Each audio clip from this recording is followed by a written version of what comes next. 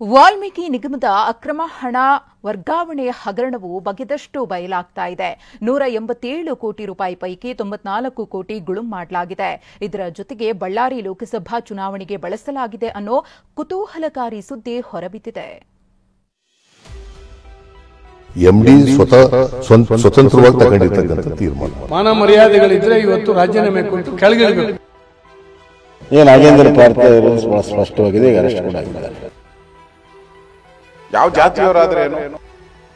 ಬಳ್ಳಾರಿ ಲೋಕಸಭಾ ಚುನಾವಣೆಗೆ 20 ಕೋಟಿ ಬಳಕೆ. ವಾಲ್ಮೀಕಿ ನಿಗಮದ ಹಗರಣಕ್ಕೆ ಮೇಜರ್ ಟ್ವಿಸ್ಟ್. ವಾಲ್ಮೀಕಿ ನಿಗಮದಲ್ಲಿ 187 ಕೋಟಿ ಅಕ್ರಮವಾಗಿ ವರ್ಗಾವಣೆ ಪ್ರಕರಣದಲ್ಲಿ ಇಡಿಯಿಂದ ಮಾಜಿ ಸಚಿವ ಬಿ ನಾಗೇಂದ್ರ ಬಂಧನವಾಗಿದೆ. ಹಗರಣ ಕುರಿತು ಬಗೆದಷ್ಟು ಸ್ಫೋಟಕ ವಿಚಾರಗಳು ಬಯಲಾಗ್ತಿವೆ. 187 ಕೋಟಿ ರೂಪಾಯಿ ಪೈಕಿ 94 ಕೋಟಿಯನ್ನ ಗುಳುಂ ಮಾಡಲಾಗಿದೆ. ಇದರಲ್ಲಿ ಬರೋಬ್ಬರಿ 20 ಕೋಟಿಗೂ ಹೆಚ್ಚು ಹಣವನ್ನ ಬಳ್ಳಾರಿ ಲೋಕಸಭಾ ಚುನಾವಣೆಗೆ ಬಳಸಲಾಗಿದೆ ಅನ್ನೋ ಕೋಲಾಹಲಕಾರಿ ಸುದ್ದಿ ಹೊರಬಿದ್ದಿದೆ. ಹಾಗಾದ್ರೆ ಯಾವ ರೀತಿ ಹಣ ಬಳಕೆಯಾಗಿದೆ ಅನ್ನೋದನ್ನ ನೋಡೋದಾದ್ರೆ, ವಾಲ್ಮೀಕಿ ನಿಗಮದ 20 ಕೋಟಿ 19 ಲಕ್ಷ ರೂಪಾಯಿ ಬಳ್ಳಾರಿ ಚುನಾವಣೆಗೆ ಬಳಸಿರೋ ಶಂಕೆ ವ್ಯಕ್ತವಾಗಿದೆ. ಮತದಾರರಿಗೆ ಹಣ ಹಂಚಿರೋ ಸಾಧ್ಯತೆ ಇದ್ದು, ಚುನಾವಣೆಗೆ ಬಳಸಿರೋ ಬಗ್ಗೆ ಇಡಿ ಅಧಿಕಾರಿಗಳು ದಾಖಲೆ ಸಂಗ್ರಹಿಸಿದ್ದಾರೆ. 2 ದಿನಗಳ ದಾಳಿ ಮತ್ತು ಪರಿಶೀಲನೆ ವೇಳೆ ನಾಗೇಂದ್ರ ಮನೆಯಲ್ಲಿ ಇದಕ್ಕೆ ಪೂರಕವಾದ ದಾಖಲೆ ಸಿಕ್ಕಿದೆಯಂತೆ. ಈ ದಾಖಲೆಗಳ ಪ್ರಕಾರ ಚುನಾವಣೆ ಖರ್ಚಿಗೆ ನಿಗಮದ ಹಣ ಬಳಕೆ ಮಾಡಲಾಗಿದ್ದು, ಇದೇ ದಾಖಲೆ ಮುಂದಿಟ್ಟು ನಾಗೇಂದ್ರ ವಿಚಾರಣೆ ಮಾಡಿದಾಗ ನಾಗೇಂದ್ರ ಕೂಡ ತಪ್ಪೊಪ್ಪಿಕೊಂಡಿದ್ದಾರೆ ಎನ್ನಲಾಗ್ತಿದೆ. ಇದಿಷ್ಟೇ ಅಲ್ಲ, ಬಳ್ಳಾರಿ ಚುನಾವಣೆ ನಡೆಯೋ ಸಂದರ್ಭದಲ್ಲಿ 94 ಕೋಟಿ ರೂಪಾಯಿ ನಕಲಿ ಖಾತೆಗಳಿಗೆ ವರ್ಗಾವಣೆಯಾಗಿದೆ.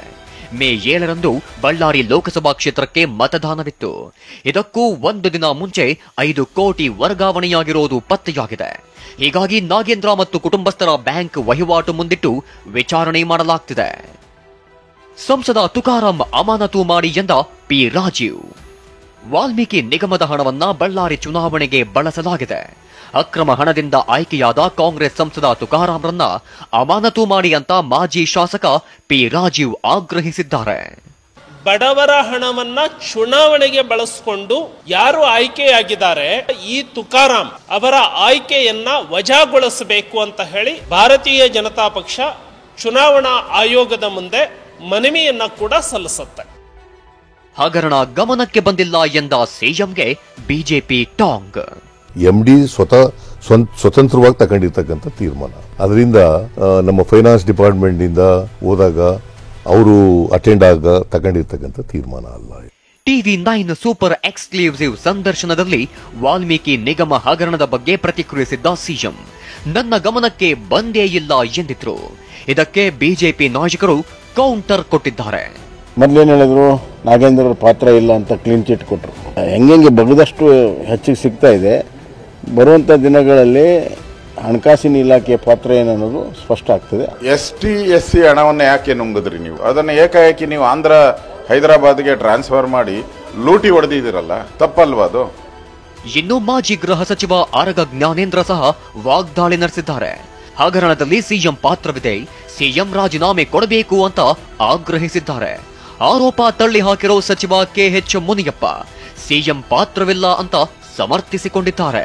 ಖಂಡಿತವಾಗೂ SIT ಅಧಿಕಾರಿಗಳನ್ನೇ ಇದರ ಹಿಂದಕ್ಕೆ ವಿಚಾರಣೆಗೆ ಗುರುಪಡಿಸಬೇಕಾಗ್ತದೆ. ಇವತ್ತು ಇಡೀ ಸರ್ಕಾರ, ವಿಶೇಷವಾಗಿ ಮುಖ್ಯಮಂತ್ರಿ, ಅವರಿಗೇನಾದ್ರೂ ನೈತಿಕತೆ ಇದ್ದರೆ, ಮಾನ ಮರ್ಯಾದೆಗಳಿದ್ರೆ ಇವತ್ತು ರಾಜೀನಾಮೆ ಕೊಟ್ಟು ಕೆಳಗಿಳಿಬೇಕು. ಅವ್ರದ್ದು ಯಾವುದೇ ತರವಾದರಲ್ಲಿ ಪಾತ್ರ ಇಲ್ಲ. ವಿಚಾರ ಏನು ನಡೆದಿದೆ ಎನ್ಕ್ವೈರಿ ಹಂತದಲ್ಲಿದೆ. ಇಡಿ ಅವರು ಎನ್ಕ್ವೈರಿ ಮಾಡ್ತಾ ಇದ್ದಾರೆ. ಎನ್ಕ್ವೈರಿ ಆದ್ಮೇಲೆ ವಾಸ್ತವಾಂಶ ಏನಿದೆ ನೋಡೋಣ. ಇಡಿ ಬಂಧನ ಭೀತಿ, ಬಸನಗೌಡ ದದ್ದಲ್ ಪರಾರಿ.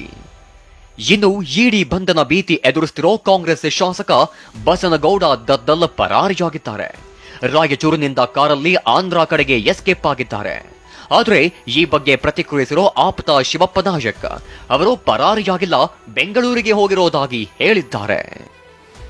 ಸಿಎಂ ರಾಜೀನಾಮೆಗೆ ಆಗ್ರಹಿಸಿ ಇಂದು ಬಿಜೆಪಿ ಪ್ರೊಟೆಸ್ಟ್.